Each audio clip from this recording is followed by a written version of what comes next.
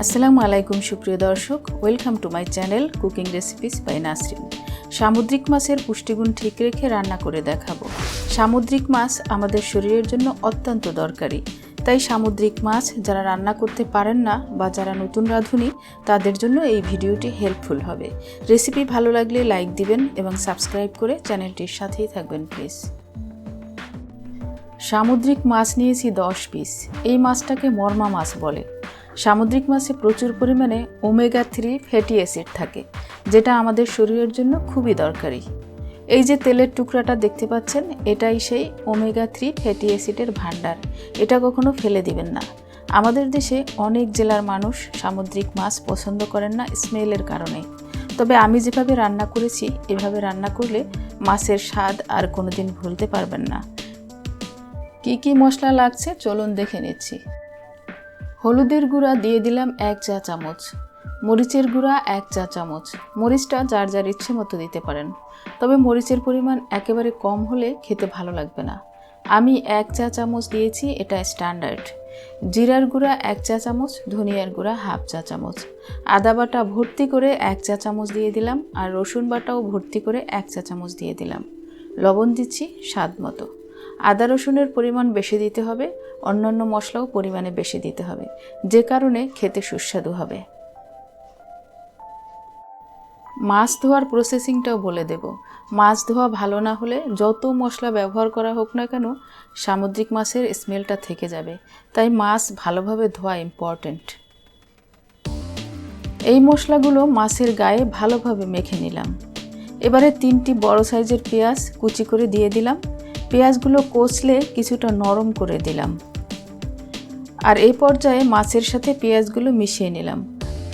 আপনারা চাইলে পেঁয়াজ আর একটু কমিয়েও দিতে পারবেন, তবে বাটা পেঁয়াজ ব্যবহার করা যাবে না, তাহলে মশলা পুড়ে যাবে। এবারে রেস্টে রেখে দেব 15 মিনিটের জন্য। চলে আসছি 15 মিনিট পরে। আমি যে স্টেপগুলো ফলো করে রান্না করেছি এগুলো খুবই জরুরি। মাছগুলো আলাদা করে নিয়েছি, আর পেঁয়াজগুলো বাটিতে রয়ে গেছে। পেঁয়াজগুলো একটু পরে ব্যবহার করব। কড়াইয়ে তেল দিয়ে দিচ্ছি। রান্নায় যতটুকু তেল লাগবে পুরো তেলটাই এখানে দিয়ে দিলাম।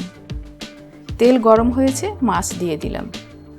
আমি এখানে সরিষার তেল ব্যবহার করেছি। সামুদ্রিক মাছ রান্নায় সরিষার তেল ব্যবহার করাই বেস্ট, কারণ সরিষার তেলে এক্সট্রা একটা ফ্লেভার আছে, যে কারণে সামুদ্রিক মাছের স্মেলটা কমে যাবে। তবে আপনারা চাইলে সয়াবিন তেলও ব্যবহার করতে পারবেন, আর আমি এখানে 4 টেবিল চামচের মতো সরিষার তেল ব্যবহার করেছি। চুলার আঁচ মিডিয়াম থেকে আরেকটু কমিয়ে মাছগুলো ভেজে নেব। মাছে ব্রাউন লুক চলে আসা পর্যন্ত ভাজতে হবে। প্রায় 5 মিনিট পরে দেখুন মাছগুলো ব্রাউন হয়েছে। এবারে উল্টে দিচ্ছি। অন্য পাশও ব্রাউন হওয়া পর্যন্ত ভেজে নিতে হবে। মাছগুলো লো ফ্লেমে ভেজে নিলে তেল মশলা ভালোভাবে ভিতরে ঢুকবে এবং খেতে ভালো লাগবে। 3-4 মিনিট পরে এই পাশও ব্রাউন হয়েছে। দেখুন দর্শক, মাছ ব্রাউন হয়েছে কিন্তু মশলা পুড়ে যায়নি বা মাছ পুড়ে যায়নি। ঠিক এভাবে মাছগুলো ভেজে নিতে হবে। সব মাছ ভাজা হয়েছে, এবার উঠিয়ে নিলাম। সেম তেলের মধ্যেই মশলা মাখানো পেঁয়াজ ভেজে নেব, তাই পেঁয়াজগুলো দিয়ে দিলাম। মিডিয়াম আঁচে পেঁয়াজটা ভেজে নেব। পেঁয়াজগুলো নরম হয়ে এলেই চলবে, ব্রাউন করার দরকার নেই। ঠিক এই পর্যায়ে দিয়ে দিচ্ছি 1 কাপ গরম পানি। পানিটা ফুটে উঠেছে, এবারে ভাজা মাছ দিয়ে দিচ্ছি, আর ঢাকনা দিয়ে 5 মিনিট রান্না করব। 5 মিনিট পরে উল্টে দিচ্ছি। যেটা বলছিলাম মাছ ধোয়ার ব্যাপারটা, মাছগুলো খুব ভালোভাবে পানি দিয়ে ধুয়ে নিয়েছি। পরবর্তীতে লবণ মেখে আবার কষলে কষলে ধুয়ে নিয়েছি, এবং সবশেষে পানির মধ্যে 1 টেবিল চামচ ভিনেগার মিশিয়ে মাছগুলো ডুবিয়ে রেখেছি 30 মিনিট। তারপরে আবারও 2-3 বার ধুয়ে নিয়েছি। আপনাদের হাতের কাছে ভিনেগার না থাকলে লেবুর রসও ব্যবহার করতে পারবেন, সেম কাজই হবে। 4-5টি কাঁচামরিচ ফাটিয়ে দিয়ে দিচ্ছি যাতে সুগন্ধ বেরিয়ে আসে। এই মরিচগুলোতে ঝাল বেশি, তাই মরিচগুলো ফালি না করে দিয়ে ফাটিয়ে দিলাম, কম ঝাল বেরিয়ে আসবে।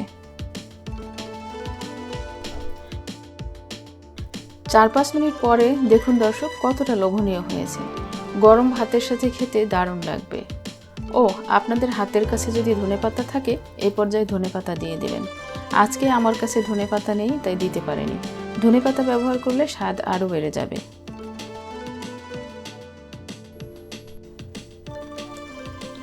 আশা করছি ভিডিওটি আপনাদের ভালো লেগেছে। আর ভালো লেগে থাকলে অবশ্যই একটি লাইক দিবেন এবং সাবস্ক্রাইব করে চ্যানেলটির সাথেই থাকবেন। আর অলরেডি যারা সাবস্ক্রাইব করেছেন তাদেরকে আন্তরিক ধন্যবাদ। সুপ্রিয় দর্শক, ভালো খাবার খান, সুস্থ থাকুন। It good food, feel good. আজ এ পর্যন্তই। আল্লাহ হাফেজ।